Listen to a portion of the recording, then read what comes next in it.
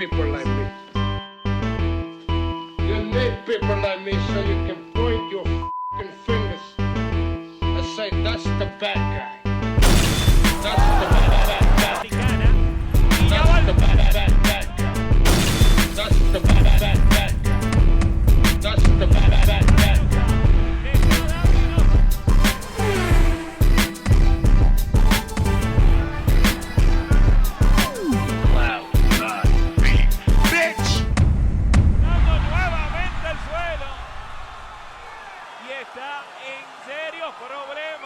De la noche, Piñeiro.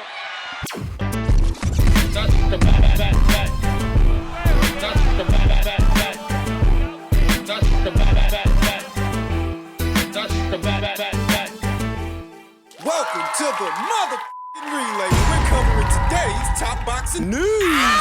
Okay, we'll start with this. Unbeaten Puerto Rican up-and-comer in the welterweight division, Stephanie Piñeiro, took to her Threads account and posted a caption that reads, "We'll be back in December." People use Threads? So when Matchroom signed this fighter, I wondered what their intentions for the fighter were. Do they have a plan to promote this fighter, or did they simply sign her to feed her to one of their other fighters, that other fighter being Sandy Ryan? I remember after the Castro fight, she was mentioned as a potential for Sandy. A potential opponent. But we now know that Sandy's going to be traveling to America. She's going to be fighting Michaela Mayer on Michaela's side of things. Right. And if Sandy's fighting Michaela, she's not fighting Stephanie Piñeiro, that actually has the potential to become a draw in the American market on the premise of both her ability and nationality. She is a fighter of Puerto Rican descent, and I don't know if Eddie Hearn knew this. But Puerto Ricans spend money. When he first entered into the American market way back there in 2018,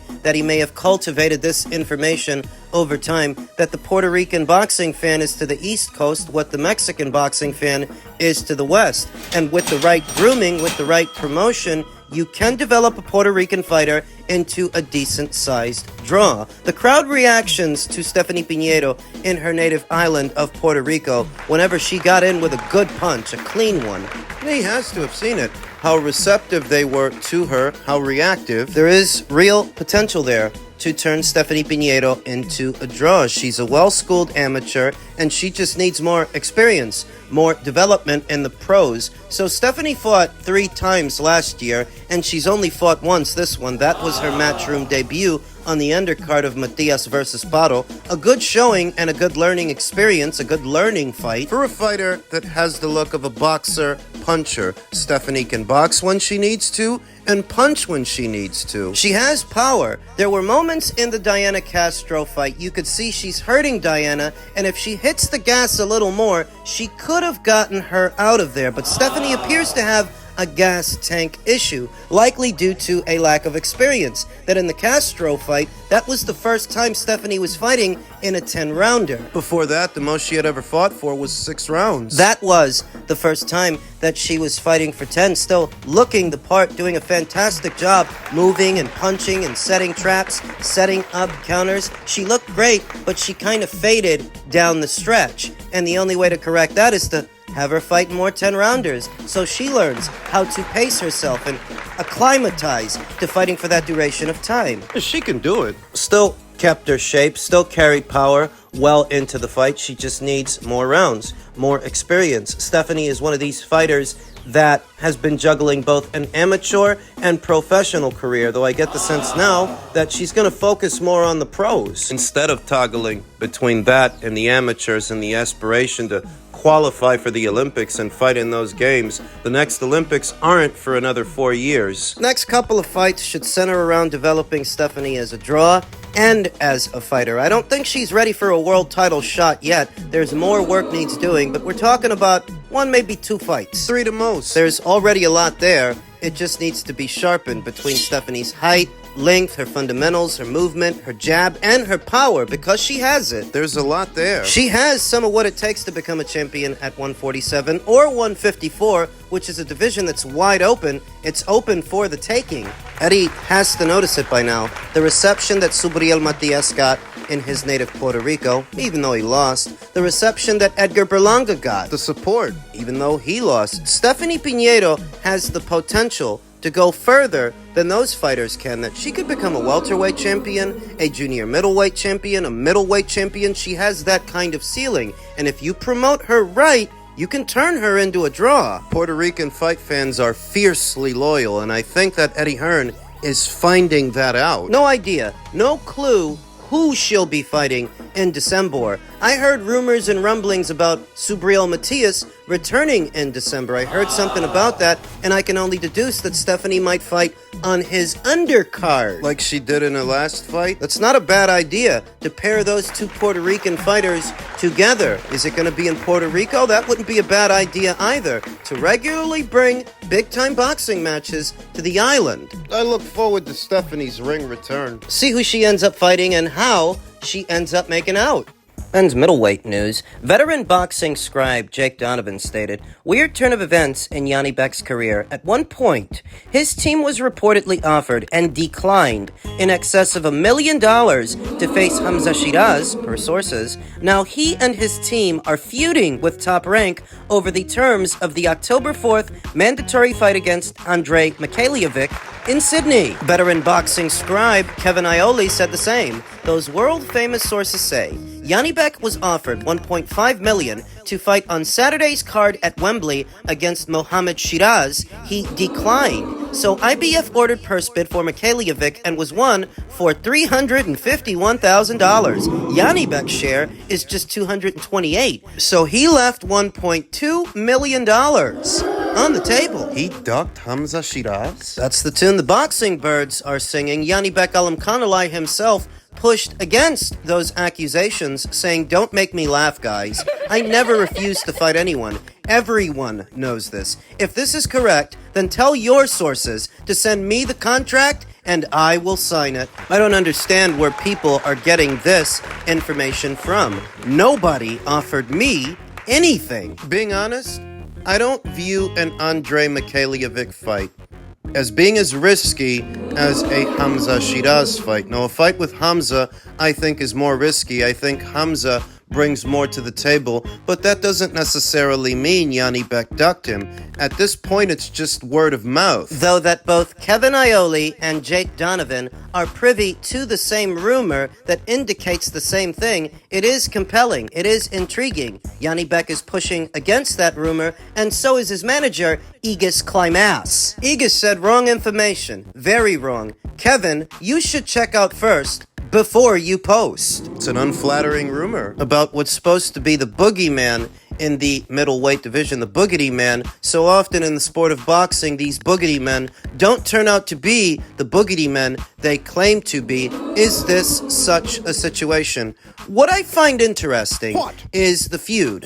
The feud between Janibek and Top Rank over this upcoming Mikhailiovic fight. Whether it's for 2 alphabet titles instead of just one. So interesting about that. It was originally reported that this fight is not being sanctioned by the WBO. I still don't know why that was reported, or why the WBO wouldn't sanction this fight. Right. What we do know is that Hamza is currently ranked at number 1 via the WBO, and what we also know is the rumor is they wanted Janibek to fight him. He declined. That's the rumor. So is the reason the WBO held off on sanctioning this fight because Janibek refused to fight Hamza? I don't expect him to cop to the rap if he did. I don't expect Aegis Climax to cop to the rap either, if that's the way it happened, because there has to be a reason the WBO held off on sanctioning this fight, and now Janibek and his team are in a feud. So the Mikhailiovic fight can be for 2 alphabet titles instead of just 1? Further insights into why that might be. Why does Team Janibek want it to be for 2 alphabet titles instead of just 1? Veteran boxing scribe Jake Donovan said, "For those asking, and I'm surprised it's caused this much of a debate, yes. The Mikhailiovic IBF title fight is bound to the same 10-pound rehydration limit. Normally not the case for unified title fights. In effect here, since only the IBF belt is at stake." That explains it. The reason that Team Janibek would want there to be 2 alphabet titles on the line and not just one is because the IBF waives that weight cap if there's more than 1 alphabet title on the line. But if it's just the one, then Janibek can't rehydrate to in excess of 10 pounds. And for a fighter and his team who collapsed at the weigh-in for what was supposed to be the Mikhailiovic fight, surely you could see why that would matter. He already pushed himself to the brink the last time. They at least want the wiggle room for him to rehydrate to a comfortable weight. But does that not also mean that they're punishing him? If we run with this rumor that Janibek rejected a fight with Hamza Sheeraz, and as a result, the WBO chose not to sanction the Mikhailiovic fight, doesn't that mean that the WBO and Top Rank jointly are punishing him? Why would they do that? Because of the money he left on the table.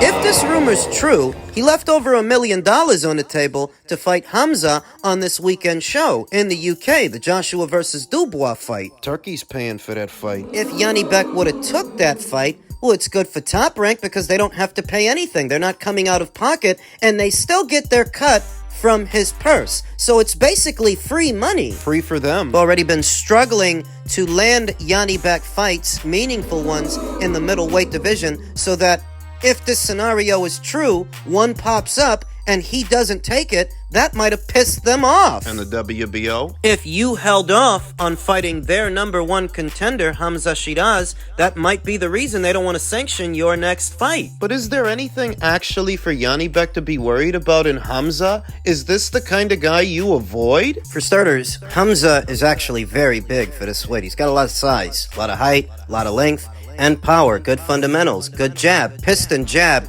cannon right hand. Trained by Ricky Funes, he has been looking promising. He's coming off a career best win over then unbeaten Ammo Williams, and he's going to be in action this weekend. So there is something there that poses a risk to Janibek, especially in a situation where he collapsed before his last fight. What was supposed to be his last fight due to dehydration.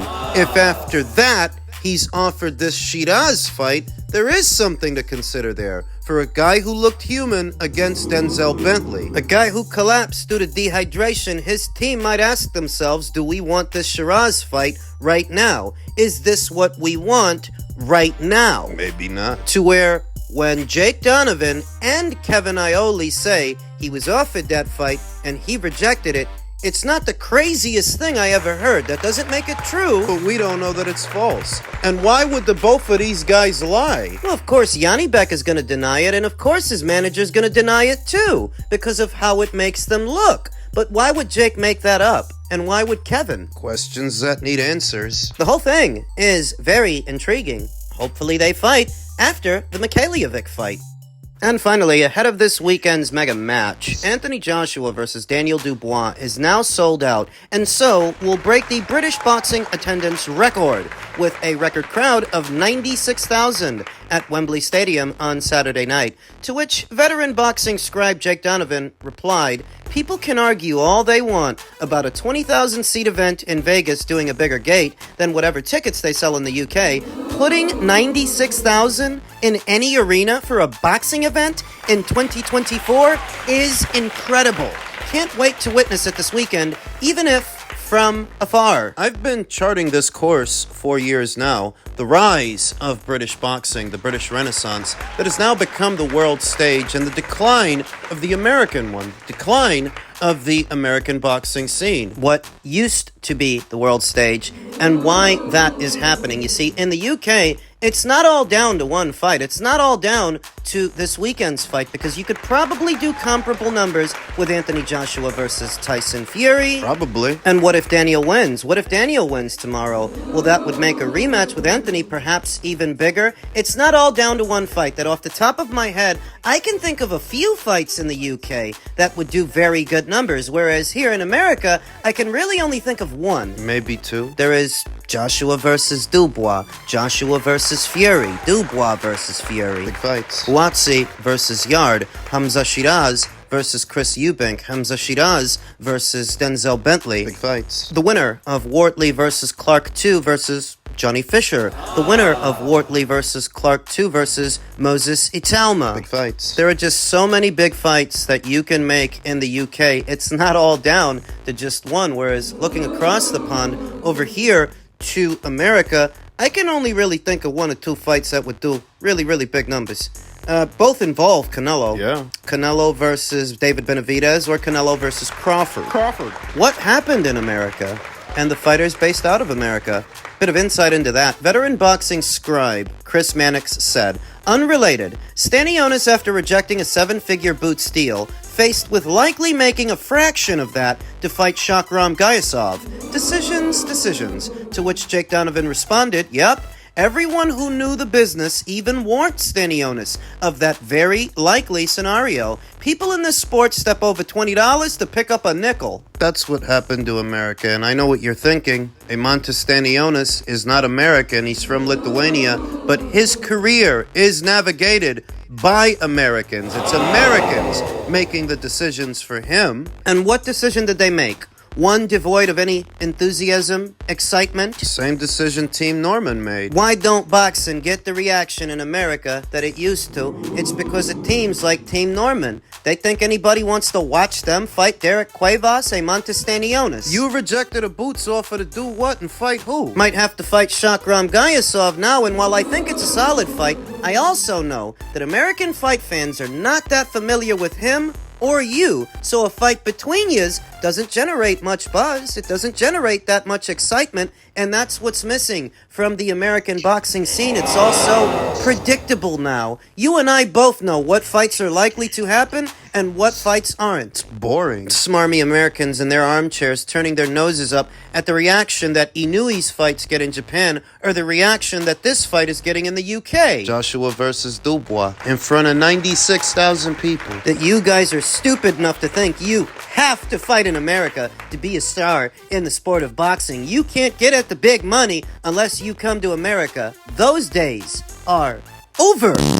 And what enablers have led to the decline of the American boxing scene. Boxing fans that fancy themselves fanagers, arguing against the best fights to be made. When you endorse a Brian Norman avoiding a Jaron Ennis, I hope you get a cut from his next purse for your expert advice. That you are so affected by what he makes and concerned with his bank account tax deductions. 1099? Assholes. It's ridiculous. This is why boxing doesn't generate the excitement in America that it used to, that it's currently generating in other markets. You guys are all business-minded. You're all business guys. Even a fan. All while doing business backwards. And the business itself, at least in this market, is in decline because of people like you. And fighters like them. While 96,000 pack Wembley Stadium in the United Kingdom, you still got it in your head that America is the mecca of boxing. That you need to come here to be a star? Get your head out of your ass and look around, buddy. Those days are over. And that's actually a good thing.